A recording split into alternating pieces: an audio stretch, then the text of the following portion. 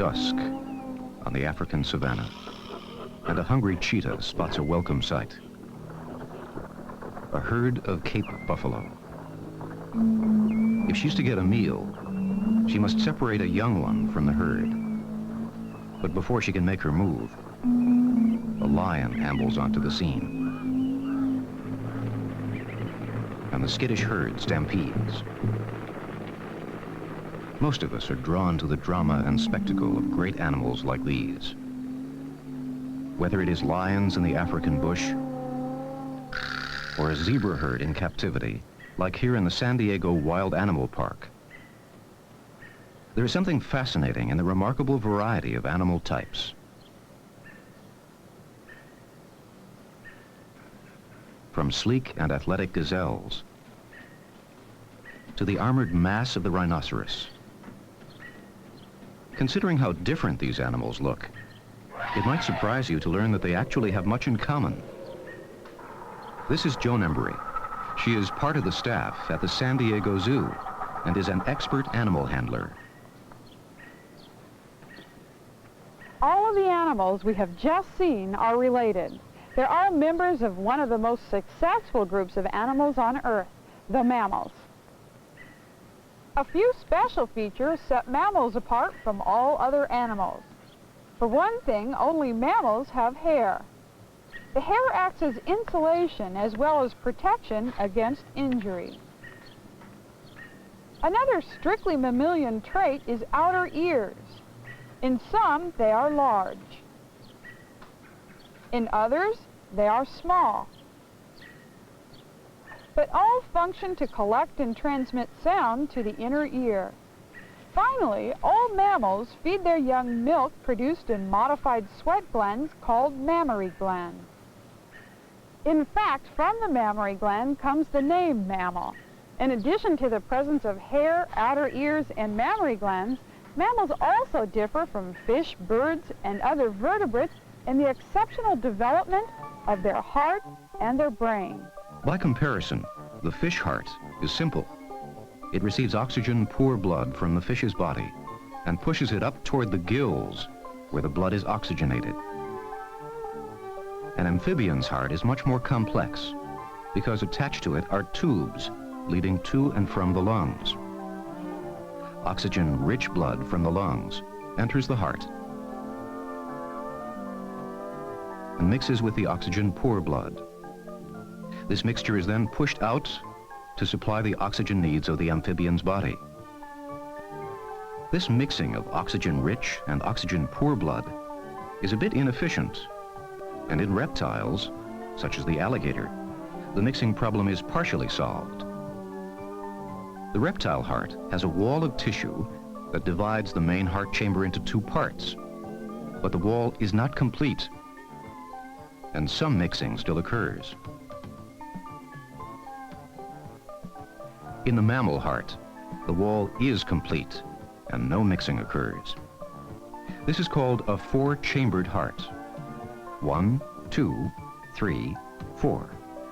The efficiency of the four-chambered heart allows mammals to maintain a vigorous metabolism.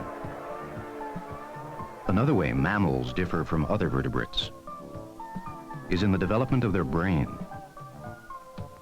All vertebrates have the same basic brain structure. Where they differ is in brain size and complexity. The fish brain is relatively small and simple. In reptiles, such as this crocodile, the brain is a bit larger and has a more complex structure. The brain of the bird is larger yet. It shows a strong development of those parts involved with vision. The vertebrates with the largest brains are mammals, especially the primates, like monkeys, apes, and humans. The large size of the mammal brain is due to the exceptional development of this part, the cerebral cortex. It is this large and complex cerebral cortex that gives mammals their strong ability to learn and remember. For all their common features, mammals do have their differences as well. One of their most fundamental differences is the way they have offspring. Most mammals give birth to live young after the offspring has first developed inside the mother. A special organ called a placenta connects the young mammal directly to the circulatory system of its mother. Nutrients and oxygen from the mother's blood pass across the tissues of the placenta into the blood of the developing fetus. After weeks of growth and change, the baby is born. A head-first fall from 2 meters seems like a rough way to come into the world, but the baby giraffe isn't hurt. A few licks from mom help build a special bond between the baby and its mother. At birth, a giraffe baby is 2 meters tall and weighs nearly 70 kilograms. Within a month, he will begin to browse shrubs and small trees. But his first order of business is to get to his feet.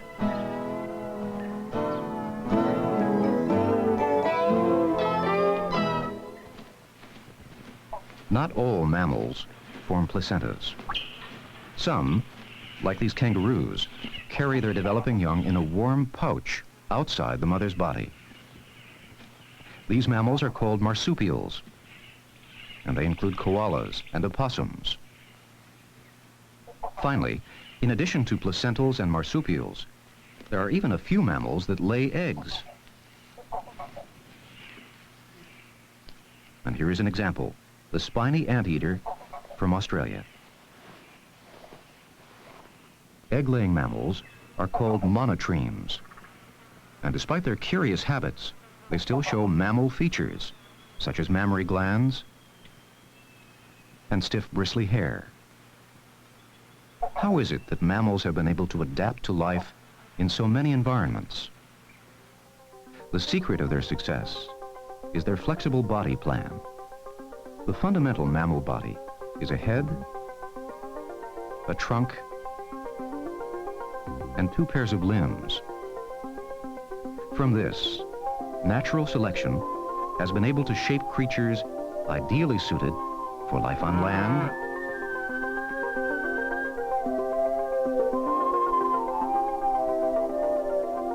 for life in the sky, and even for life in the water.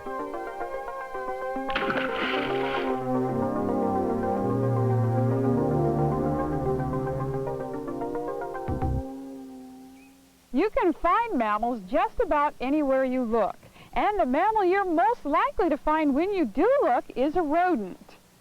Mice, rats, squirrels, and hamsters are all rodents. Rodents are distributed worldwide, and there are a number of reasons for their success. First, rodents can reproduce very quickly.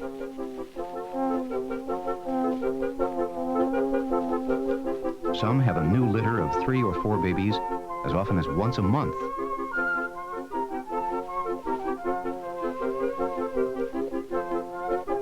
Second, because of their small size, large numbers of rodents can live in a limited space.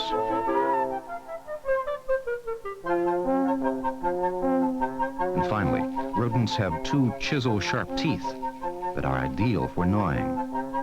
One of the largest rodents is the beaver. Natural swimmers, beavers are found along waterways, where they build dams and lodges for mud and tree cuttings.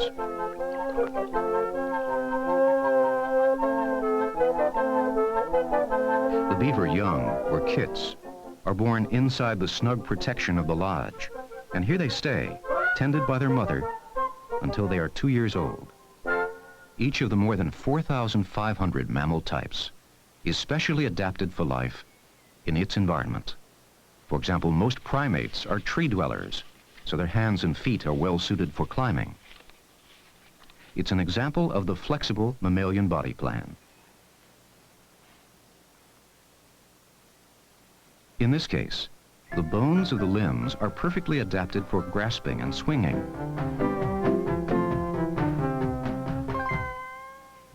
Another example of a mammal adapting for a special environment is the bat, the only mammal that can truly fly.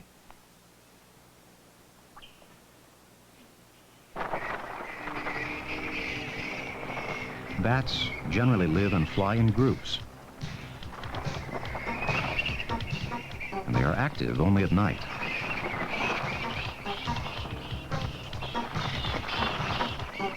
Most bats are insect eaters, chasing down and capturing their prey in flight.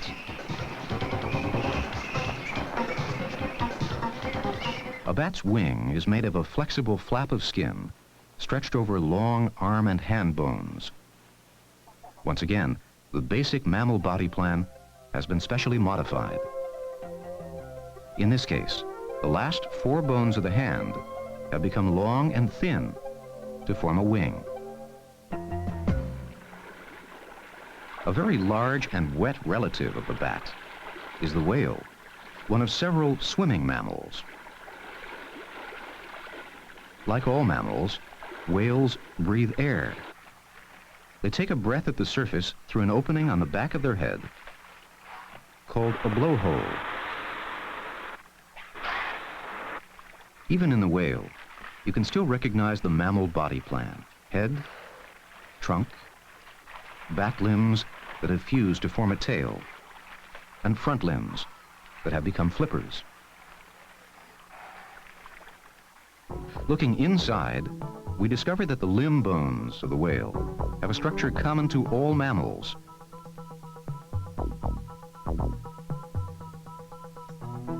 Including the bat's wing and the primate's arm. They all have an upper arm bone, 2 lower arm bones, wrist bones, and 5 digits. Another important trait of mammals is that parents spend a lot of time taking care of their young, and that the young have a childhood.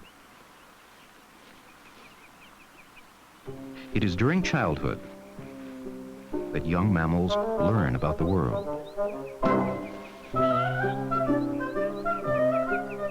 Parents protect the curious youngsters from danger and greatly increase their chance of surviving. The young watch their parents' daily activities and learn how to find food and defend against enemies. It's because of their large and complex brains that mammals are able to pass survival information from generation to generation through learning. And the mammals with the most exceptional learning ability are the primates: monkeys, apes, and human beings.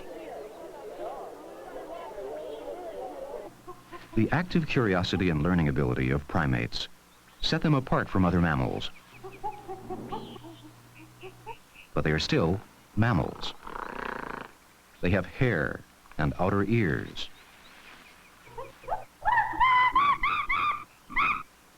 They nurse their young. And they have the mammalian body plan: head, trunk, and 2 pairs of limbs. Many primates have discovered that their tree-climbing hands and fingers are also useful for picking up and handling small objects. In humans, the dexterous hand and primate intellect have given our species an advantage no other creature has.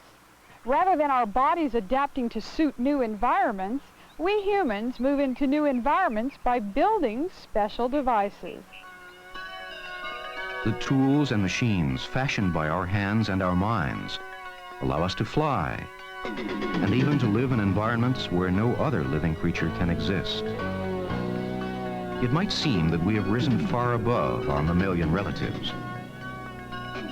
But really, intellect is just another special adaptation, and with it, we are probing new and wondrous environments, much like the ancestral mammals that came before us.